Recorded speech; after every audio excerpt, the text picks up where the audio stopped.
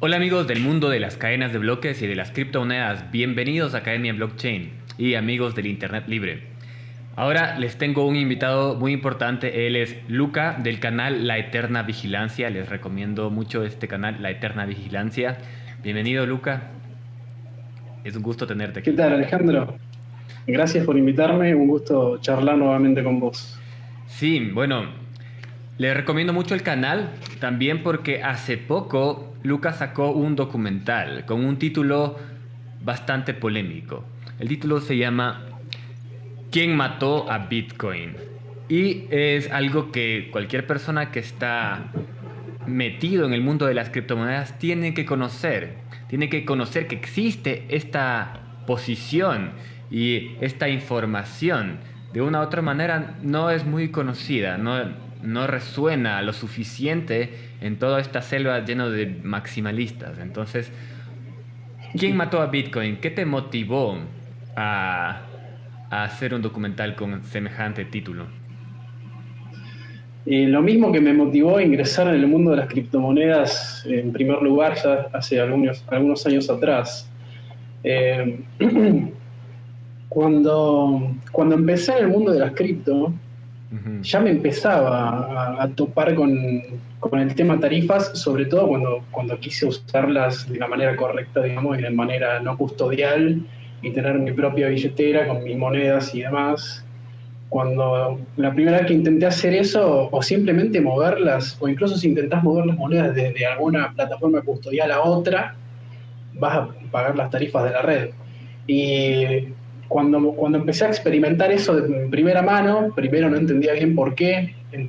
Primero creía que era como la misma plataforma que tal vez estaba como eligiéndome la tarifa más cara o lo que sea. ujú. Después lo quise hacer de manera no custodial y pasaba exactamente lo mismo.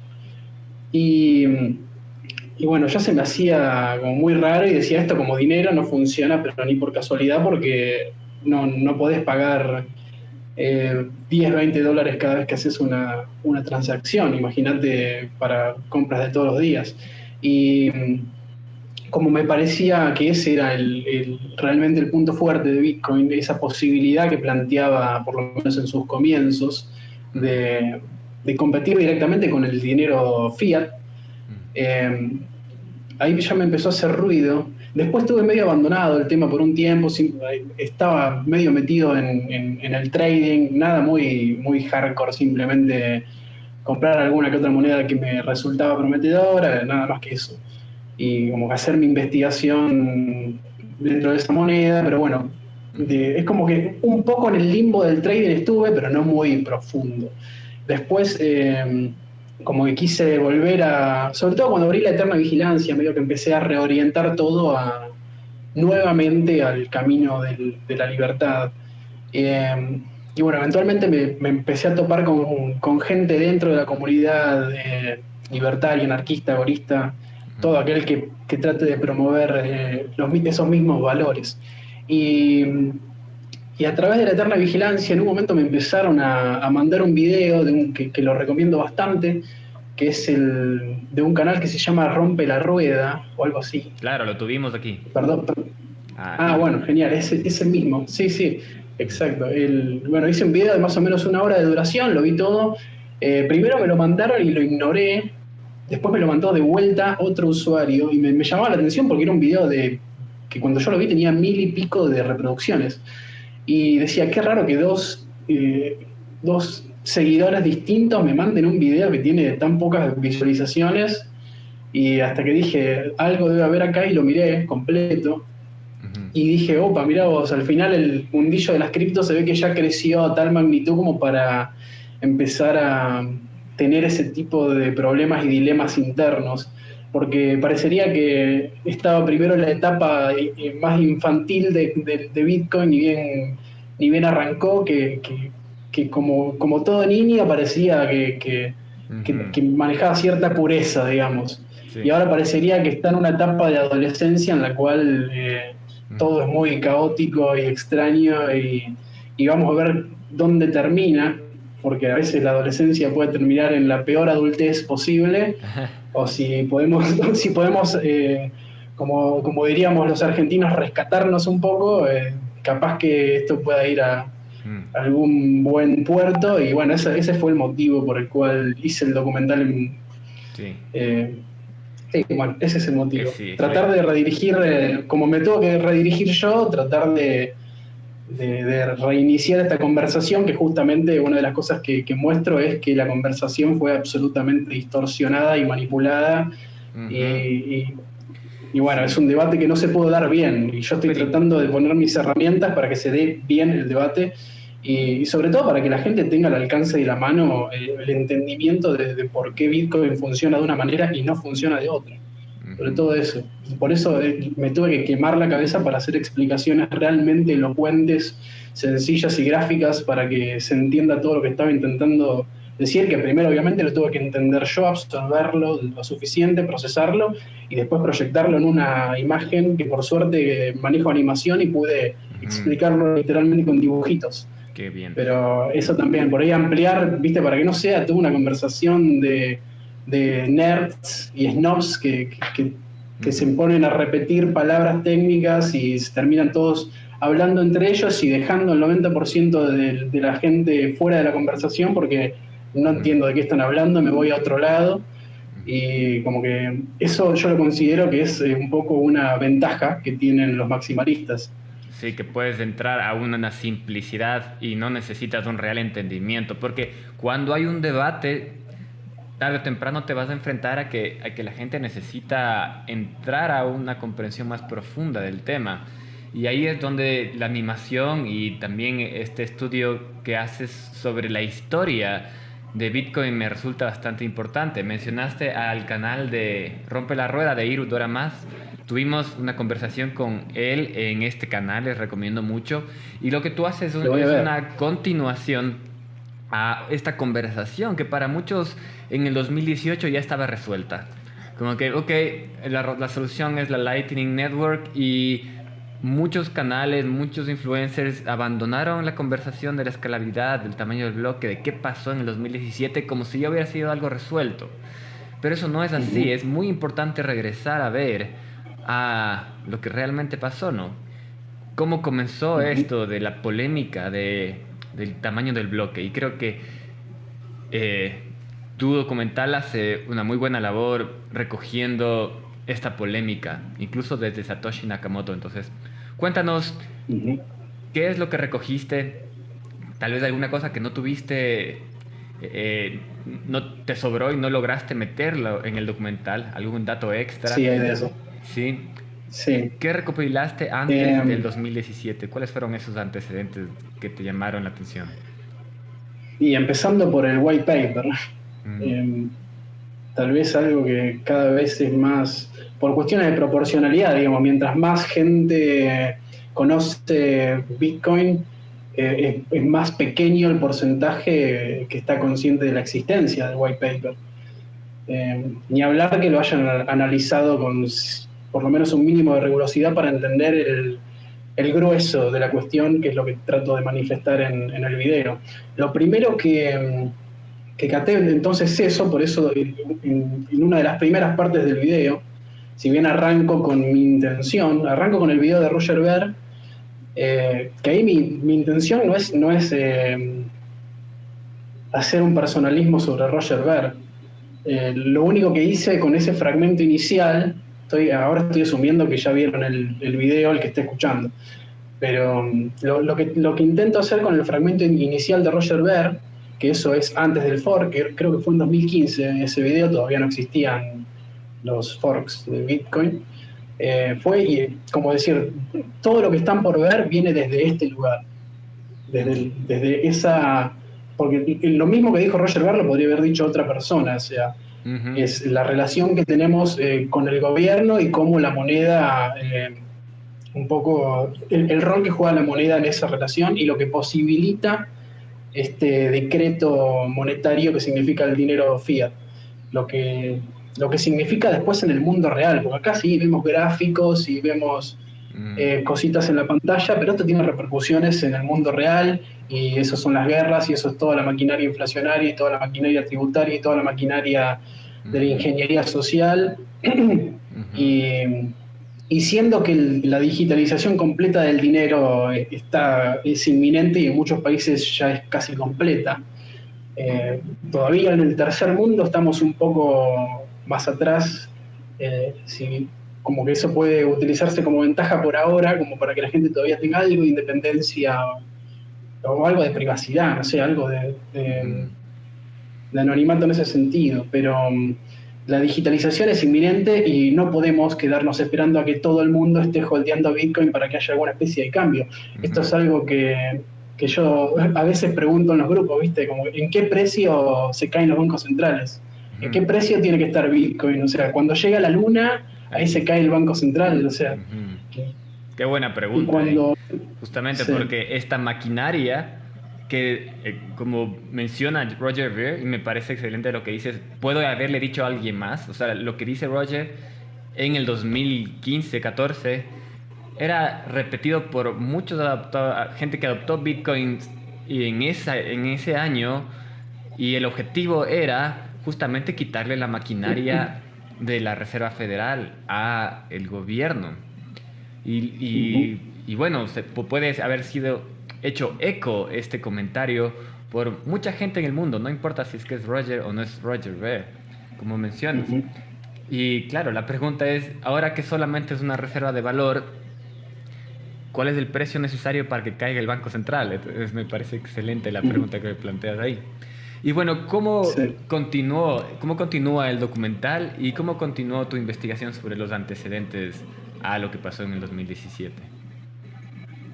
Bien.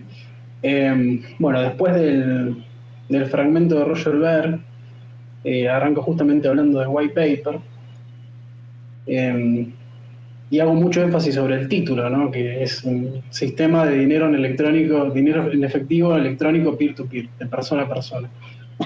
Y en el guión original menciono esa traducción fácil unas 3 o 4 veces más, que tal vez lo tendría que haber incluido, pero bueno, al final por cuestiones de edición, tiempo y demás, como que recorté algunas partes que se me hacían un poco redundantes, me estaba quedando muy extenso, pero en el guión original el sistema de dinero en efectivo electrónico peer-to-peer, de persona a persona, lo debo haber dicho 4 veces más seguro. Eh, entonces arranco haciendo énfasis en ese punto y como para ya de entrada empezar a plantear las bases y como para más adelante exponer por qué la parte de la reserva de valor, solamente reserva de valor, no tiene sentido en lo absoluto. Ujú. Pero arranco por ahí y explico que en el white paper de Bitcoin, Satoshi Nakamoto ya establece los incentivos necesarios y los mecanismos para que el sistema cierre y se vuelva autosostenible. Si ese sistema no funciona como fue planteado, eh, lo que muchos confunden es que puede funcionar para otra cosa y de otra manera. Y en realidad, tristemente, vos le sacás, porque ni siquiera se cambia, sino se retiró la parte de dinero P2P y se retiró la parte de la eh, escalabilidad on-chain, y por ende el sistema, por eso es que no me parece exagerado el título, ¿Quién mató a Bitcoin? Si bien muchos pueden considerar, nada, en realidad Bitcoin no es que murió, para mí Bitcoin ya está condenado a muerte con el tema del límite del tamaño de los bloques. Esto puede ser de acá a 20 años, porque todavía faltan varios halvings, todavía falta mucho proceso.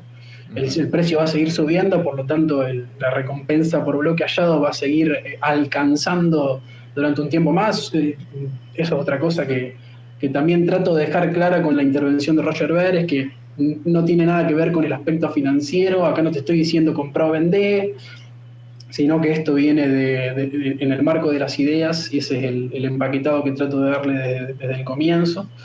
Eh, y bueno, esa es como después de la intro, la primera parte es esa, explicar cómo funciona Bitcoin y por qué funciona y cómo fue diseñada para funcionar y cuál es su objetivo. Ujú. Y en la animación del pizarrón, donde explico el tema de los incentivos de los mineros, trato de justamente dejar eso claro, que si Bitcoin no cumple con cierta cuota de transacciones, eventualmente o sea, se vuelve dependiente de algo temporal, que es la recompensa por bloque. Y si se vuelve dependiente de algo temporal, eventualmente esa temporalidad va a llegar a su fin y ahí es donde está la pregunta que los maxis de Bitcoin tienen que responder, y es que hubo un debate muy extenso de esto entre Marcelo, un amigo mío de la comunidad de Bitcoin Cash, y un maxi de BTC, que la pregunta básicamente, y que la tienen que responder todos, es de qué van a vivir los mineros cuando la recompensa por bloque no alcance.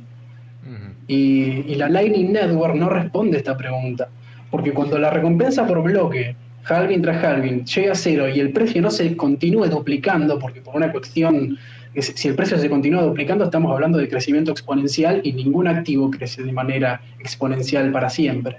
Si no, el precio terminaría siendo de trillones de dólares. Pero por otro lado, lo que sí es exponencial y programado es el halving. El halving es un recorte de la mitad, de la mitad, de la mitad, de la mitad, y así con el tiempo. Y como todo crecimiento exponencial, el que sepa algo de matemática, yo no soy un experto en matemática, pero el que sepa por lo menos el tema de crecimiento exponencial sabrá que los efectos más rotundos están al final, en la recta final. Ahí, de repente, un recorte ya pasa a ser capaz que los últimos 3 recortes afectan más que los anteriores 20. Así es el crecimiento exponencial. Si se te está inundando una pileta exponencialmente, en los últimos 3 saques de agua vas a tener casi todo el efecto. Y por eso, mientras tanto, vamos a seguir en un debate eterno hasta que llegue ese día, vaya a saber cuándo. Pero incluso más allá del futuro de Bitcoin, que ese es un factor, también está el efecto que Bitcoin está teniendo hoy. Y es que la verdad hoy como moneda no sirve, y hoy necesitamos una moneda libre. Hoy, porque la agenda es 2030, la agenda no es 2100. Sí. Y están relacionadas las dos cosas, ¿no? Porque si es que tú le darías un bloque más grande al minero, el minero podría, no sé, incluir más transacciones.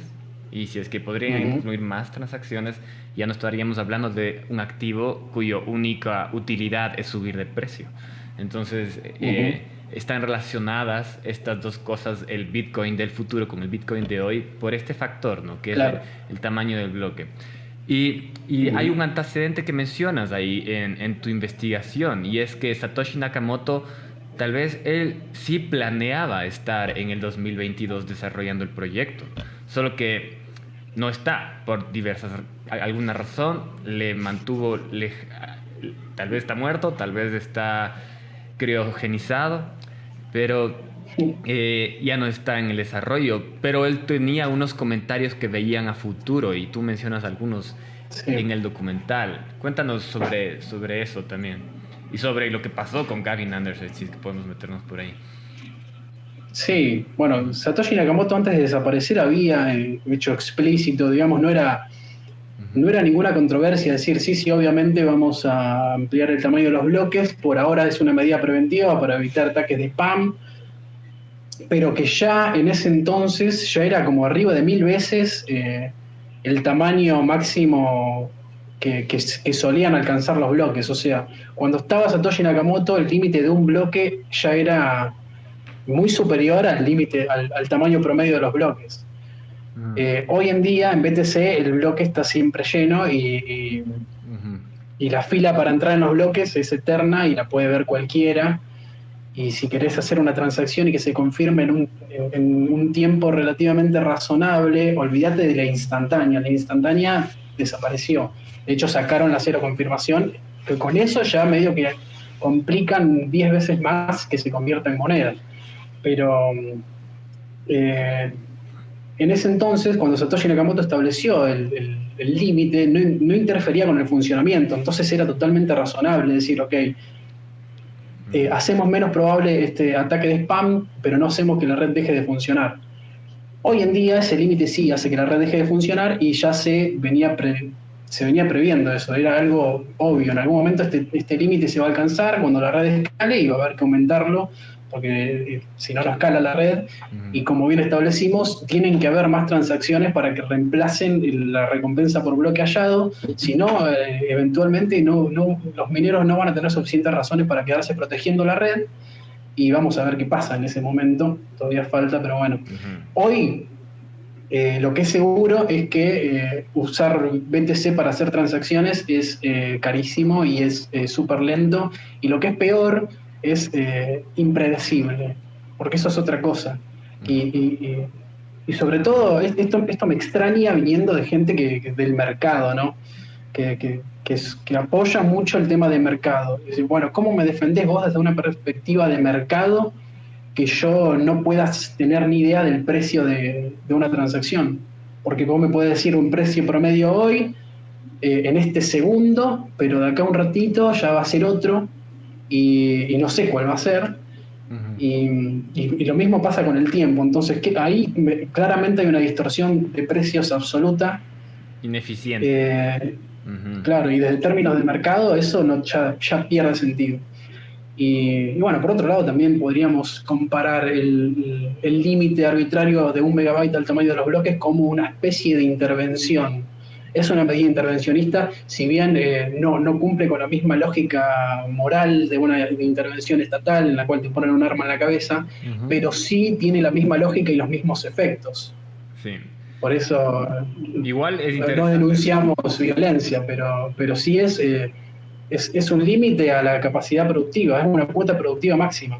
Por ende Sí. va a tener los resultados de esa medida si fuese tomada como en cualquier otro mercado. Lo que se propone desde cualquier otra moneda que no tenga ese límite ridículo es decirte, che, esto acá lo puede determinar el mercado como corresponde, no tenemos por qué determinarlo nosotros eh, desde una lógica verticalista e Ujú. intervencionista, eh, y, y cualquier consecuencia que pueda surgir de subir este límite o de simplemente liberalizarlo, que las consecuencias catastróficas que plantean, yo no sé de dónde las sacan, todavía estoy buscando la fuente de eso, de que se Ujú. centraliza todo por aumentar el tamaño de los bloques, siendo que el tema de almacenamiento es un gasto marginal para los mineros. Ujú. Y después está el tema de los nodos no mineros. El tema de los nodos no mineros es otro gran misterio, Ujú. porque no entiendo en cómo se convenció a tanta gente de que el nodo que no hace nada y que simplemente es un espectador que no aporta poder de cómputo, Ujú. de repente es algo tan importante Ujú. que vale la pena romperle las piernas a Bitcoin para que la gente pueda tener su nodo no minero. Sí, romper las piernas es un término adecuado ahí, porque es un fanatismo el que nos, o por lo menos se ha vendido desde el lado maximalista desde el 2017. Es un fanatismo decir que todos tienen que tener un nodo. Y hay desarrolladores de Bitcoin como Luke Dash Jr. que dice que si no corres un nodo no estás utilizando Bitcoin. Cuando en verdad si es que lees a Satoshi Nakamoto, lees directamente los comentarios de Satoshi Nakamoto, él entendía que Bitcoin tenía dos tipos de usuarios. Tenía un tipo de usuarios que eran los nodos mineros que estaban procesando y haciendo que exista una red descentralizada para que sea resistente a la censura informática. Y había otro Ujú. tipo de usuarios que tenían billeteras.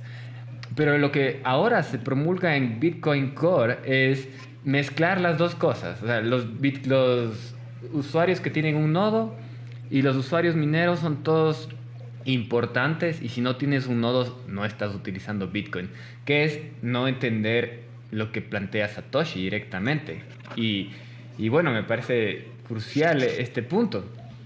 Tú hace poco mencionaste que de dónde sale, o sea, o te resulta admirable esta falta de entendimiento de que si es que no hay nodos no mineros, la red se va a caer o se va a centralizar. Y estoy de Ujú. acuerdo contigo, es un mito total, porque no necesitamos 7 billones de nodos para que exista una red que no sea cartelizable, claro. Entonces, Ujú. hay una falta de cálculo. Desde mi punto de vista, no calcularon que se puede correr un nodo con bloques más altos y la consecuencia en centralización es mínima. Entonces, hicieron un Ujú. cálculo muy vago o una exageración diciendo, si es que aumentamos el tamaño del bloque se va a centralizar la red. Pero no hay reales cálculos al respecto de cuánto se va a centralizar. Y gente que supuestamente tiene que merecerse nuestro respeto intelectual, como Andreas Antonopoulos, no, en el momento adecuado, no instigó a ese debate. Entonces, me parece una irresponsabilidad. Entonces, ahí yo también resoné mucho con lo que tú planteabas en el documental. Y, y bueno, también mencionaste ahí, subrayaste la historia de Gavin Anderson. Entonces, ¿por qué no nos cuentas tal vez quién era este personaje, quién es este personaje Gavin Anderson y luego Blockstream? Sí. ¿Qué ocurrió ahí? Sí. Bueno, Gavin Andresen fue quien heredó la llave del repositorio de Bitcoin. Básicamente fue a quien se le fue confiado este proyecto en su momento cuando Satoshi Nakamoto decidió desaparecer. Después hay toda una novela en el medio, la cual todavía no terminé de desglosar, pero hay toda una novela en la cual se agregan más desarrolladores y eventualmente Gavin Andresen es eliminado del repositorio, ya no se le permite más la entrada y por ende ya no es más un colaborador del proyecto. Sí. Esto coincide mucho con la llegada de Blockstream y con el sucesivo ataque a la comunidad. Ahí es donde empieza todo el tema de la censura. Pero bueno, Gavin Andresen claramente es alguien importante, al menos ahora en términos históricos. No sé en qué anda hoy en día, pero bueno, en términos históricos de lo que es Bitcoin, Gavin Andresen es un personaje importantísimo. Él No es recibió no es que yo sea un las llaves, ¿no? claro, sí, sí, no es que yo sea un fanático, simplemente hay que ponerlo en el lugar en el que corresponde. Pero bueno, eventualmente Gavin Andresen fue eliminado, limpiado y se tomó. eh, se terminó de monopolizar el desarrollo de Bitcoin, bueno, en Bitcoin Core, que es como ahí es donde está el monopolio.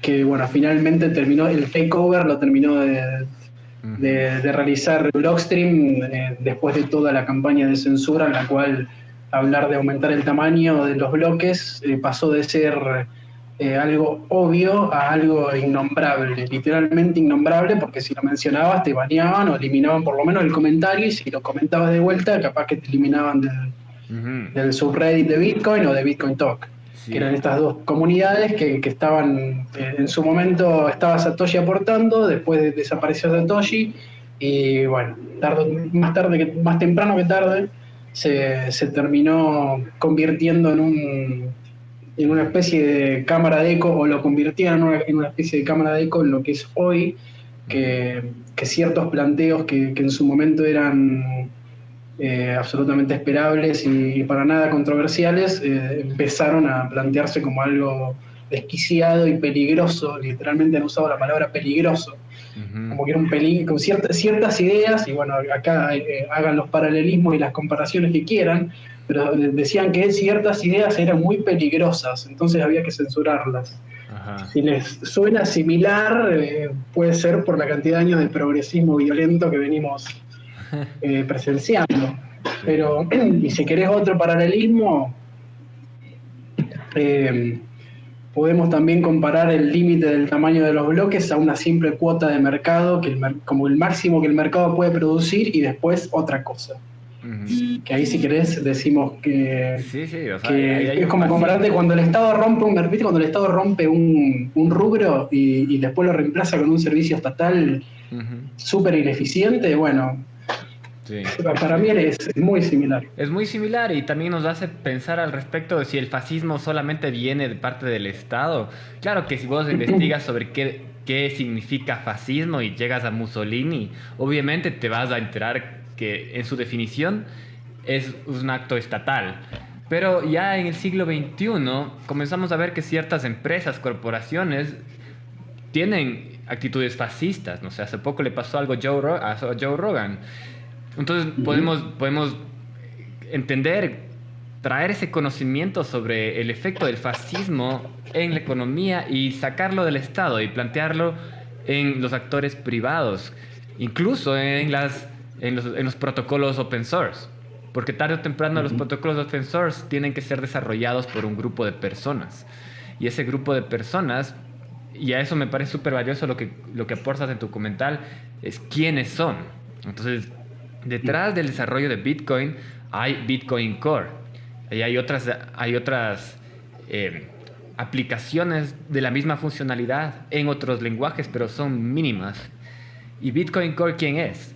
Entonces se vuelve algo importante. Y también, regresando un poco, tú mencionas algo que dice Roger ahí, que es que él coge, lo saco de tu comentario, una cita de Satoshi Nakamoto y la pega en el foro de Reddit. Y es censurado. Esa cita de Satoshi Nakamoto es censurada. Entonces, ¿de qué estamos hablando en el foro de Reddit de Art Bitcoin? Sí. Sí, comentarios absolutamente benignos y que obviamente no parten de ninguna intención maliciosa, como simplemente o preguntar, che, ¿qué opinan de esto? O decir, edúquense sobre este tema y después elijan. Hay uno que literalmente dice, educate yourself, o sea, edúquense ustedes mismos, aprendan de qué se trata cada uno y después cada uno elige, como decir, tomen una decisión informada.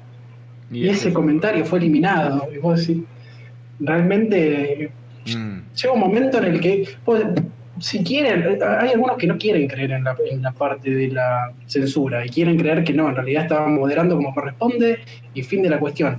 Ok, si no quieren llegar a la misma conclusión que yo y otras personas, están todos sus derechos, pero material para pensar que hubo una clarísima censura, o sea, las pruebas están. Si no querés llegar al mismo veredicto que yo, perfecto. Y lo mismo con todas las empresas, todas las corporaciones que en mi opinión son nefastas, que hoy financian el desarrollo de Lightning Network y de Core.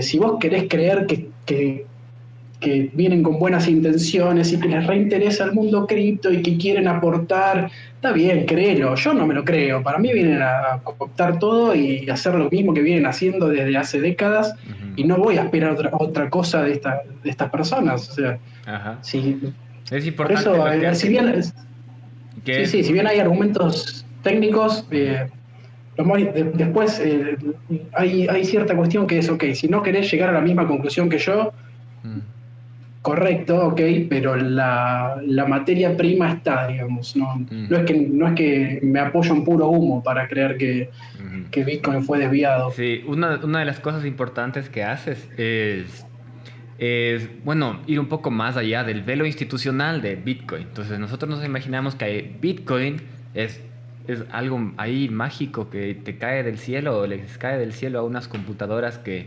instalan un programa y comienzan a minar. Detrás de ese código que les cae a los mineros existe un equipo de desarrollo con ciertas personas que tienen unas llaves que son los mantenedores de ese código.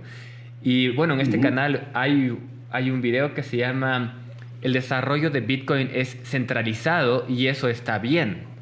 Porque todos los proyectos de open source tienen que tener su nivel de centralización, si no cualquier chino puede enviar código y dañar el código. Entonces tienes que tener una centralización. Ahora, lo importante que hace Luca en el documental es ver quiénes están detrás del código. Y te das cuenta que hay empresas que tienen intereses detrás del código. ¿Y quiénes son esos intereses? Bueno, si investigas un poco más y puedes ver en el documental, están actores como Mastercard, están actores como AXA, que, bueno, es algo que le debe hacer levantar las cejas a alguien que dice, ok, supuestamente Bitcoin es una cosa liberadora en términos monetarios, pero ¿qué hacen detrás del Blockstream? ¿Qué hacen todos estos enormes hedge funds, estos enormes bancos? De nuevo, estas personas que tú vinculas incluso con una reunión llamada Bilderberg. Entonces me parece muy importante lo que haces ahí. Sí, ese fue tal vez como el primer llamado de atención, fue el tema del grupo AXA. Cuando lo mencionó, yo me enteré de esto también en el video de Rompe la Rueda. Y bueno, a partir de ahí decís, a ver, ¿serán estos los únicos involucrados? Después empezás a ver Mastercard. Como bien digo en el documental, en el momento de la primera inversión de AXA a Blockstream, el presidente del grupo AXA era Henry de Castries, que era en su momento, no sé si todavía lo es, pero bueno, en su momento era también presidente del club de Bilderberg, y después fue reemplazado por uno que no era mucho mejor que él, toda gente recontra relacionada al gobierno, sobre todo americano, eh, miembros o ex miembros de distintas administraciones como la Obama o la Clinton, gente vinculada a la Reserva Federal, o sea, no estamos haciendo conexiones forzadas, es demasiado llamativo y estamos ya hablando de gente en la que entendemos que su rol si se quiere, en la sociedad moderna no es en favor de la libertad, sino que es todo lo contrario, y que forman parte de un marco institucional en el que nos complica la vida desde siempre, por lo menos a la gente que quiere vivir libremente. Y, y que empiecen a tener relación tan estrecha con el desarrollo de Bitcoin, al mismo tiempo que se limita la capacidad de la red artificialmente y con los argumentos más insólitos como el tema de los nodos no mineros, mínimo te tiene que algo que te llame la atención, por lo menos sospechar. No te digo vender todos tus Bitcoin porque de vuelta no tiene nada que ver con consejo financiero, pero por lo menos nada, hacerte consciente de esto y después sacar las conclusiones que quieras. Siempre cada uno tiene que hacer su propia investigación, pero por lo menos un llamado, el llamado de atención tiene que ser absolutamente obligatorio porque no me estoy inventando nada. Esta gente está ahí y esta gente hizo esto y esta gente participó de tal y tal institución y tiene clarísimos intereses y además son gente grande que no se van a volver libertarios de un día para el otro por haber descubierto Bitcoin. Sí. Así que nada, yo también, el documental está súper dirigido a la comunidad libertaria. A mí son los únicos que realmente me interesan y obviamente si se amplía un poco más y viene y llega gente que no sabe ni quién es Rothbard, bueno, todo bien. Mientras más lejos llegue la información, mejor. Pero yo lo enfoqué mucho a la comunidad libertaria y a gente que tiene los mismos objetivos que yo en términos de valores. O sea, como queremos que se maxifiquen lo máximo posible estos valores y que la gente viva bajo estos principios. Y, porque después hay muchos que son ultra estatistas, pero que les gusta Bitcoin porque sube el precio y porque les gusta esto del mercado y qué sé yo. Y, pero a esos medios que no me interesa tanto llegarles porque son gente que después te admite que no, a mí el tema de evadir impuestos no me interesa y el tema de ir en contra del dólar no me interesa. Y está todo bien con el dólar y está todo bien con la guerra y está todo bien con el Estado y con la guerra contra las drogas y con todo ese circo sangriento. Y bueno, a vos no tengo nada para decirte. Digo, primero tenemos que retroceder un montón de casilleros y empezar otra vez a hablar de moral, como para que después el documental se corresponda con lo que trato de decir. Muy bien dicho, sí. Y bueno, claro, o sea, a mí me gusta la actitud de, ok, no vamos a hablar para todos, ¿ya? Es que vamos a hablar, o sea, para eso hay otros canales en donde se habla para todos y muchas veces lo que se puede hablar cuando se habla para todos es algo súper superficial. Entonces Claro. hay que ir reforzando las líneas y a los que tengan interés y aquí es importante mencionar que el documental se llama ¿Quién mató a Bitcoin? O sea que antes de la muerte de Bitcoin sí había un proyecto de libertad. Entonces, en ese acto hay una comprensión que si es que estás de acuerdo con ese proyecto de libertad, si es que te resuena, entonces te interesa saber por qué murió. ¿Ya?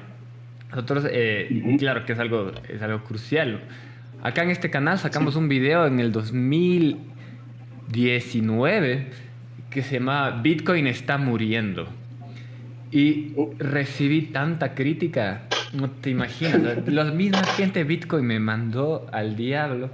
Y bueno, se notaba que ya se estaba volviendo algo de fanatismos.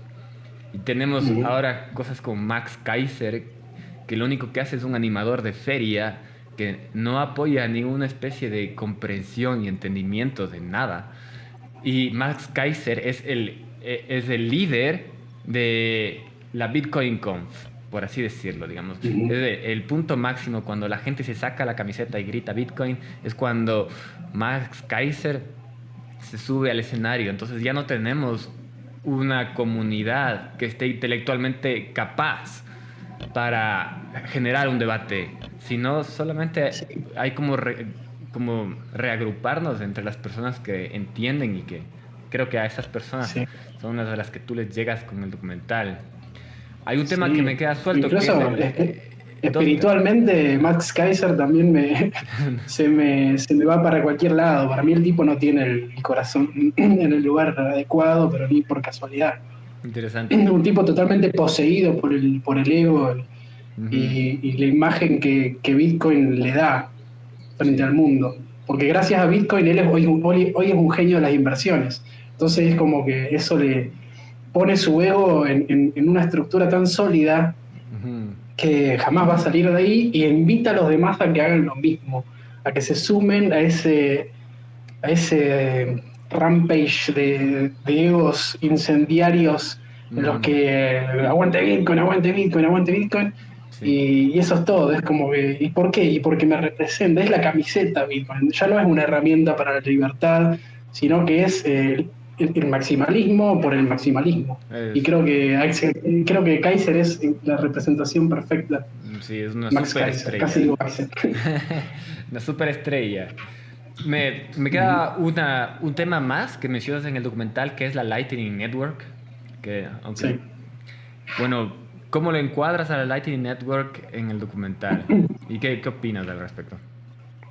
Sí, bueno, hablando de las cosas que me faltaron decir, es señalar que la Lightning Network es un intermediario, es una red de intermediarios y le pese al que le pese y ponerle todos los adjetivos técnicos y decorativos y lindos que quieras, es un Ujú. intermediario y porque cada vez que vos decís un intermediario te dicen, no, es una red de hubs descentralizada que bla, bla, bla, bla. Es un intermediario. Para que Ujú. funcione necesitas gente haciendo cosas en el medio y si no, Ujú. no existe. O sea, es un intermediario, te guste o no.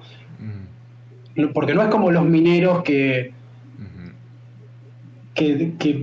como que Ujú. cumplen una función más esencial dentro del protocolo, sino que es una segunda capa, están por fuera.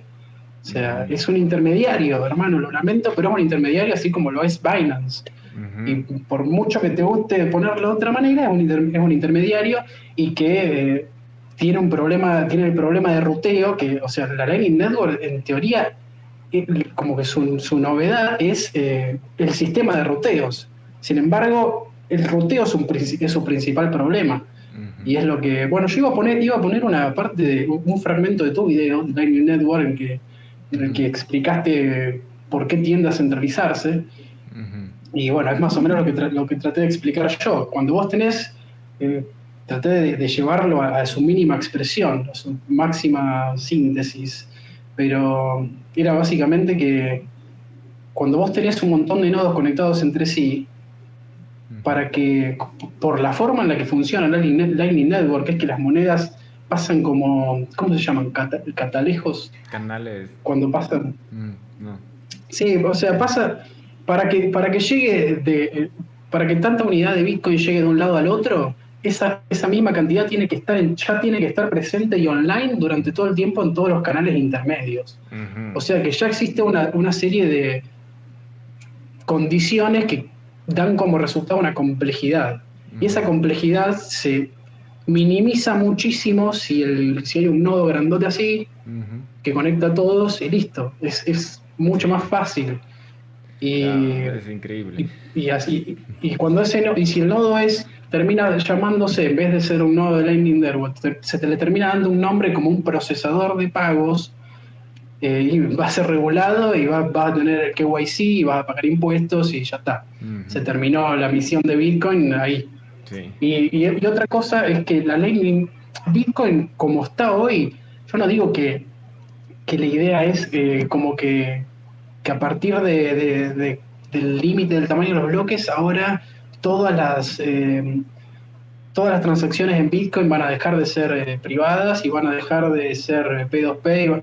No, lo que crea esta intervención, este gran obstáculo, lo que crea es o lo que permite es mantener el estatus actual, que es algunos pagan impuestos y otros tratamos de evitarlo un poco más. Pero suficientes pagan impuestos para mantener la cosa andando. Ajá, justamente.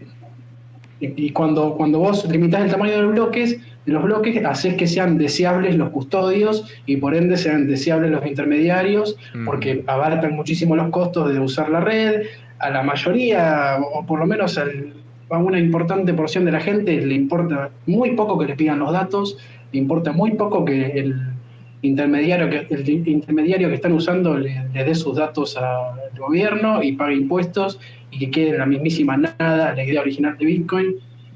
Por eso sí o sí tenía que escalarse on-chain, tiene que escalarse on-chain para que, aún sin saberlo, por mera practicidad, porque usar monedas on-chain es extremadamente fácil y práctico, la idea era que eso se masifique. No que simplemente todo el mundo conozca lo que es Bitcoin, sino que se masifique el uso P2P on-chain.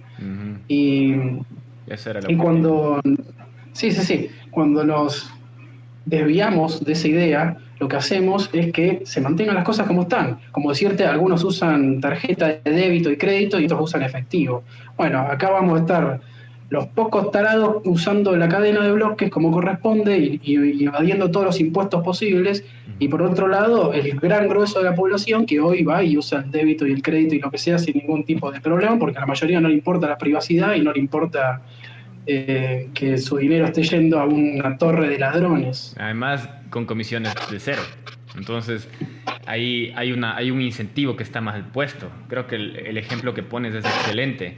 No importa que hayan dos personas que abren un canal y logran, esto se aplica a lo que dijiste, a la Lightning Network muy bien, porque no importa si es que hay dos personas que abren un canal, yo con el bar de aquí al lado, y estamos transaccionando en Lightning Network, yo con mi propio nodo, después de realmente montar un nodo de Bitcoin y encima un nodo de Lightning Network.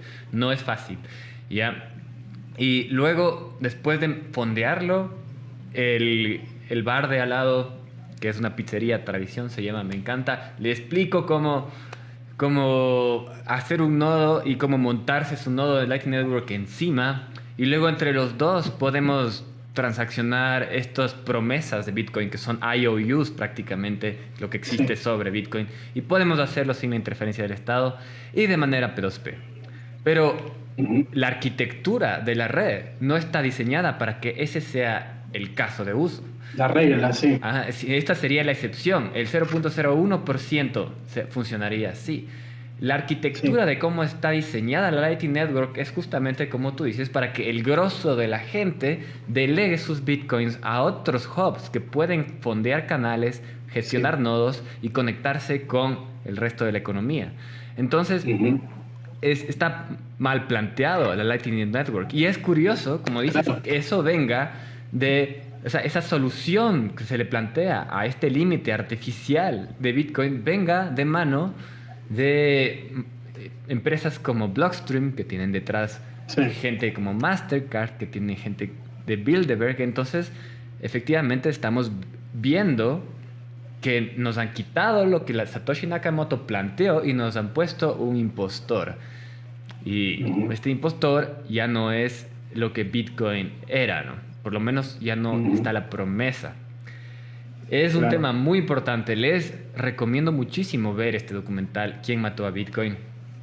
Ahora hablemos un poco más sobre quién es Luca y de dónde tú llegas, porque entiendo que tienes un bagaje filosófico importante. ¿De dónde tú llegas a Bitcoin y generas de este canal La Eterna Vigilancia? Y yo Bitcoin lo conocí, pero por nombre, ¿viste? Cuando es como que realmente nos vimos la cara y nos sentamos a charlar hace relativamente poco. Poner que hace un año atrás. Mientras tanto, para mí era como una espera, digamos. Era como que, bueno, esto algún día capaz que nos va a ayudar. Y pasaban los años y, bueno, esto capaz que algún día nos va a ayudar, y algún día nos va a ayudar. Y llegó un momento que ponerle que hace 2 años atrás, ya tenía todos mis amigos, o por lo menos la mitad de mis amigos, que ya alguna cripto habían comprado. Después de que yo hinché las pelotas durante un largo tiempo. Pero bueno, ya estaban todos metidos, dije, ahora será el momento en el que las criptos nos ayudan, realmente, en el mundo real, tangible, a la gente, en contra de este antagonista específico que todos conocemos, por lo menos desde la filosofía anarquista libertaria. Pero siguió pasando el tiempo y no hizo nada, digamos, como que yo estaba ahí con el palito pegándole a Bitcoin a ver si se movía y hacía algo, y dije, ¿qué pasa que no hace nada? Y están todos haciendo trading y estafándose mutuamente, pero no está pasando nada, decía. Y como que si le dejas de prestar atención al trading en el resto del mundo real, el Bitcoin no existe. Y bueno, nada, fue cuestión de ver por qué.